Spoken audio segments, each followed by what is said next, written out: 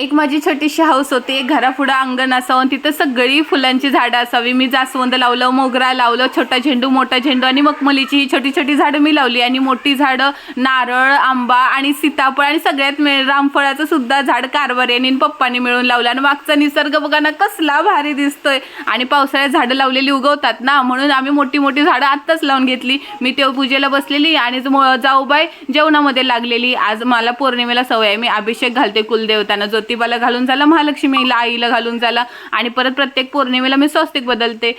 दोन्ही किचनमध्ये, दोन्ही दरवाजा, दोन्ही ह्याच्यामध्ये देवाऱ्या सगळीकडे मी स्वस्तिक काढून झालेले होते. आम्हा दोघींची व्हिडिओ काढायची सवय कधी ना कधी सासूबाईचा ओरडा खाणारच. आणि सासूबाई पदर खाऊन आलीच. आता काही खरं नव्हतं आमचं. आता देवपूजेमध्ये फक्त स्वस्तिक काढायचं राहिलेलं होतं. स्वस्तिक पण काढून झालेलं. देवारा बघा ना किती सुंदर दिसतोय. नवीन घरातला पहिली देवपूजा होती आमची आज. आणि ना देव सज्ज झालेले. दरवाजावर स्वस्तिक काढलं, म्हणजे जे काढलेलं होतं त्याच्यावर गिरवलं.